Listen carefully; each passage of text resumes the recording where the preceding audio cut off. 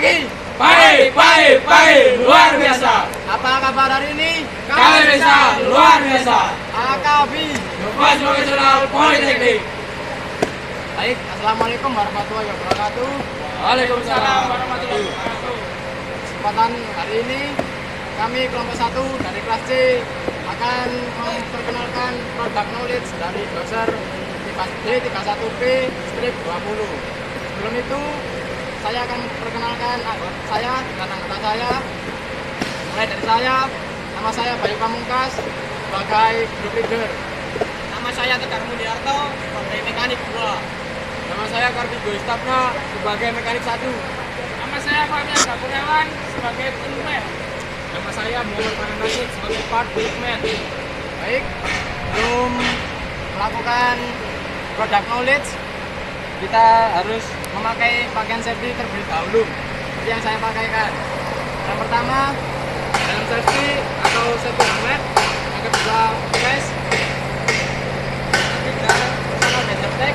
Dan yang jangan lupa, satu safety sebagai keamanan saat melakukan product knowledge tentang D31P 20. Pagi, luar biasa. Baik, hari ini kelompok 1 akan melakukan product knowledge pada doser D31P. Baik, sebelum melakukan assembly kepada bulldozer, sebaiknya kita memasang loto terlebih dahulu. Pause.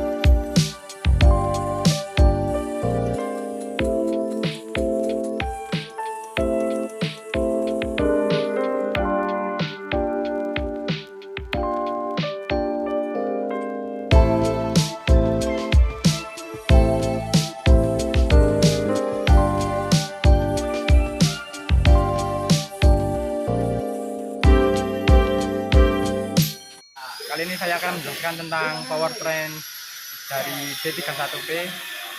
Sebelum itu, saya akan menjelaskan terlebih dahulu arti doser D31P strip 20 yang terdiri dari D yang menunjukkan bahwa kode unit dari doser produk Komatsu, 3 menunjukkan ukuran size doser, 1 menunjukkan jenis transmisi, yaitu pada doser ini menggunakan hydroshift transmission. P menunjukkan bahwa doser ini memiliki track shoe berjenis Suemsu yang digunakan pada medan rawa. Strip 20 menunjukkan bahwa doser ini telah dimodifikasi ke 20 atau generasi ke 20. Baik, kita akan menuju ke sistem powertrain pertama. Di sini ada hydraulic pump. Hydraulic pump ini berjenis SAR strip 2 SAR-2 strip 036 yang menunjukkan bahwa hydraulic pump ini memiliki pressure yang besar. Kemudian nomor 2 engine. Engine ini memiliki kode nomor 6D95L-1 yang menunjukkan bahwa 6 silinder direct, setiap liner berdiameter 95 dan low emission dan generasi pertama. Kemudian lanjut ke belakang.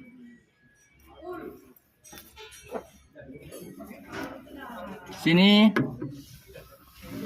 ada damper yang berguna sebagai peredam mesin, putaran mesin juga, dan dapat menambah agar bisa menambah putaran yang mesin ke transmisi. Kemudian di sini letak universal joint atau U-joint.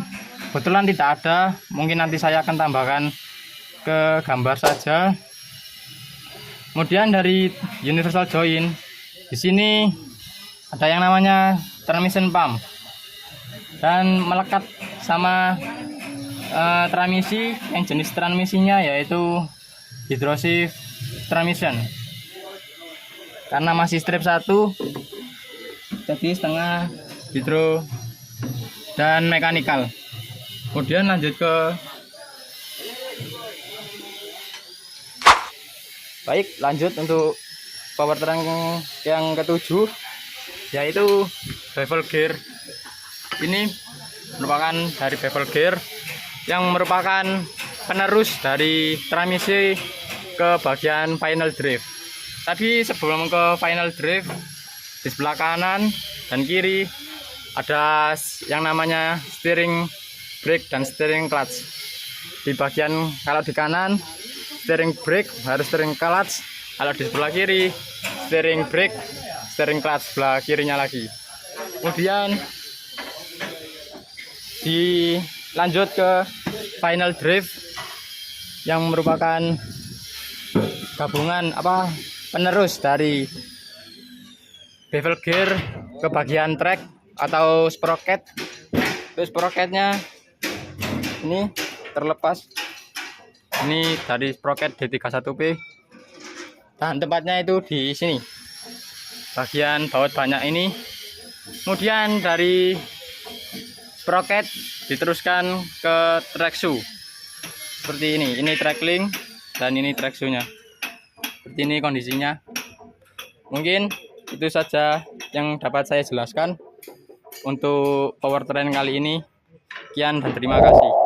Warahmatullahi wabarakatuh. Di sini saya tim dari kelompok 1. Di sini saya akan menjelaskan komponen dari dozer. Yang pertama, di sini pastinya adalah blade. Blade ini berfungsi untuk mendorong material.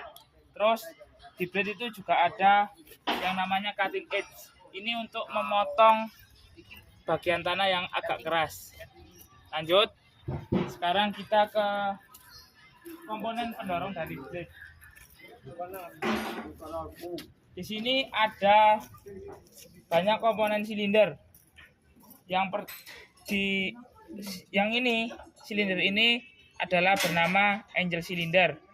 Ini ada dua, kanan dan kiri. Ini berfungsi untuk menggerakkan blade ke kanan atau ke kiri. Terus ada lagi tail silinder. Tail silinder yaitu kecil segini ya. Nah, ini berfungsi untuk mengginikan blade. Terus lanjut, ini ada leaf silinder. Ini untuk menaikkan dan menurunkan blade. Oke, lanjut. Pastinya di sini ada track frame. Track frame ini adalah letak dari sprocket, terus track shoe dan track link itu bekerja ada di sini. Ini carry roller. Ini adalah tempat track link di tempat di sini ya. Jadi ini berputar kalau ternyata. Terus ini ada komponen sprocket, tapi ini lepas. Sprocket ini menyatu dengan final drive di sini ya teman-teman. Jadi putaran dari mesin ke final drive, lalu diteruskan ke final drive, lalu akan dihubungkan ke track link dengan sprocket ini. Terus ini track frame-nya ini apa teman-teman. Oke, Lanjut. Ini kabin. Kabin ini adalah tempat dari operator seat atau tempat kendali dari bulldozer. Ya, terus di atas kabin pastinya ada kanopi. Itu melindungi dari hujan, dari panas dan lain sebagainya. Terus pastinya kalau untuk pekerjaan malam pasti setiap kendaraan itu pasti punya headlamp, dan headlamp ini ada di belakang dan di depan. Terus di sini, nah ini adalah cover dari engine. Nah ini engine untuk penutup engine atau pengaman engine-nya. Nah, di dalam juga ada seat operator. Itu tempat duduknya operator. Oke. Ya, itu. Terus yang di sebelah kiri adalah full tank untuk penyimpanan solar. Ini adalah penutupnya. Ya, apa? Penutupnya. Ini, teman-teman. Oke. Jadi kalau mengisi solar itu lewat sini. Terus yang sebelah kanan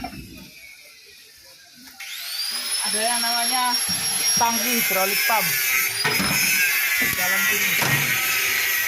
Nah ini. Oke, ini tangki hidrolik pump. Oke. Itu sedikit penjelasan dari saya. Bila ada salah mohon maaf. Wassalamualaikum warahmatullahi wabarakatuh. Baik, di sini saya akan menjelaskan tentang control lever dari dozer. Yang pertama di sebelah kiri saya, di sini ada lever untuk pendapa gas atau fuel control lever. Jika di bawah ini gasnya rendah, dan jika semakin ditarik gasnya akan semakin tinggi dan konsumsi bahan bakar akan semakin banyak tentunya. Kemudian di sini ada gear shift lever. Di sini berfungsi sebagai gear. Jika dari depan itu 1, di tengah 2, dan ditarik sampai ke belakang itu gear 3. Untuk kecepatan tentunya.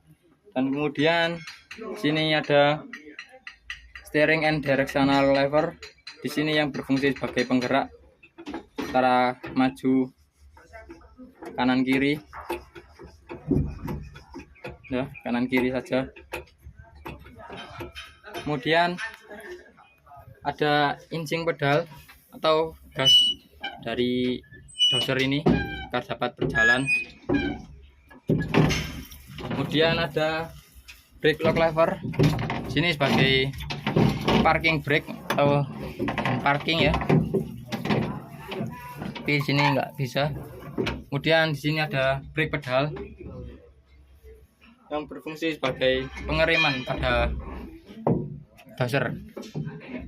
Oh ya, saya lupa. Di sini ada safety directional lever yang berfungsi sebagai pengunci. Baik, dari sebelah kanan kita akan menemukan blade control lever. Nah, ini sebelum itu ini ada safety-nya dari blade control lever.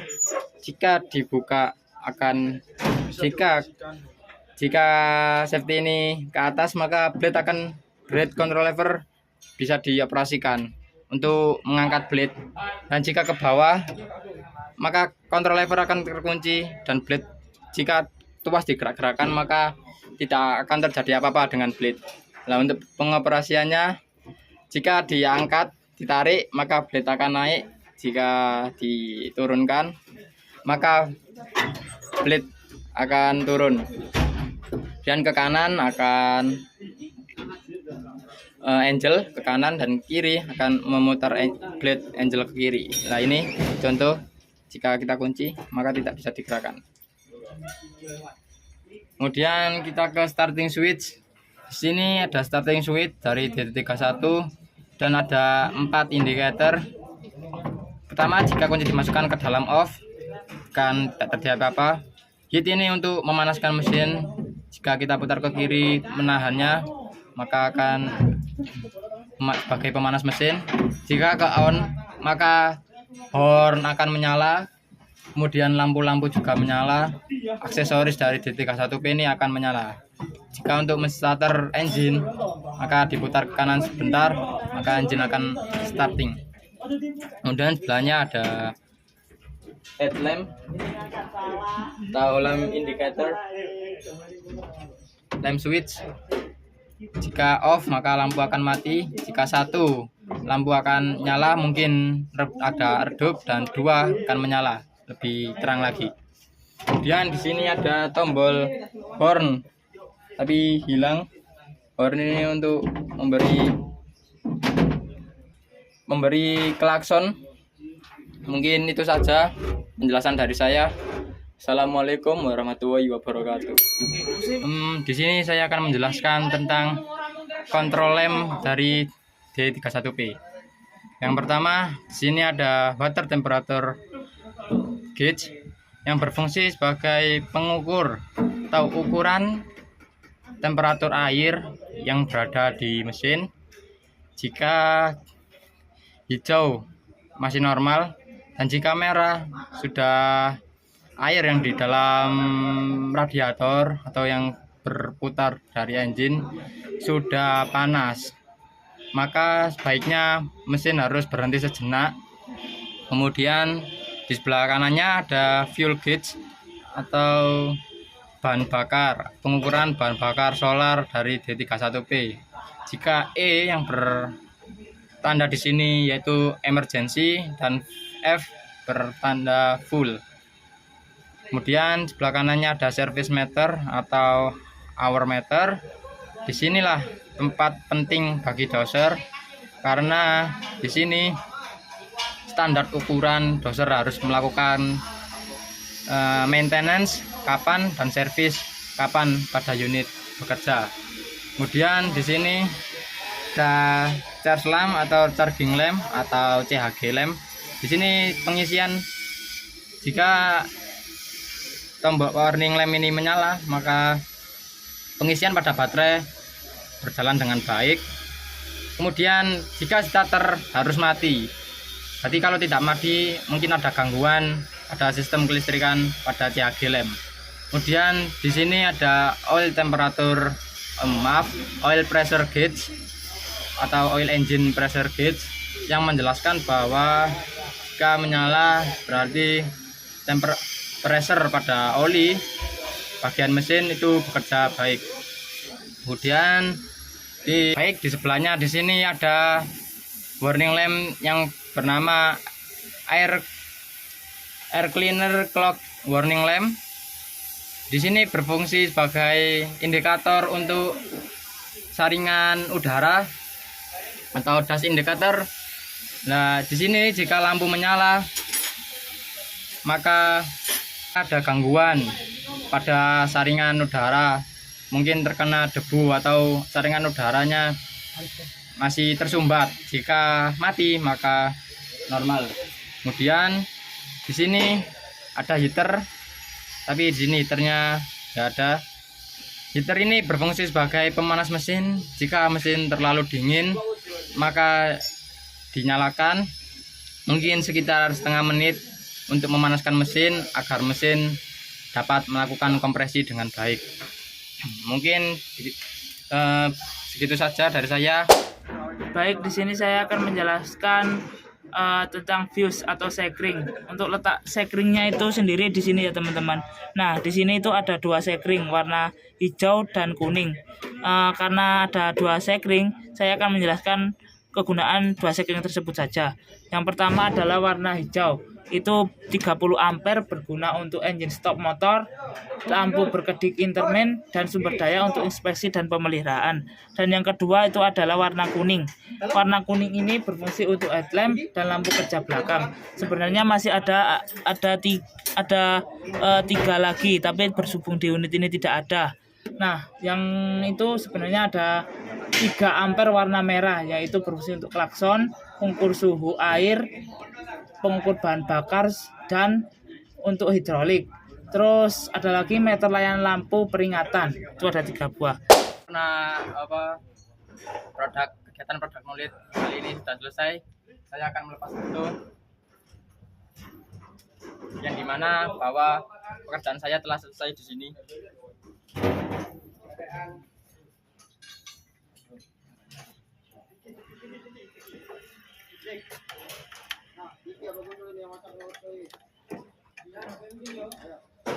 Baik, mungkin itu saja penjelasan dari kelompok saya. Maaf apabila ada salah kata dan pengucapan.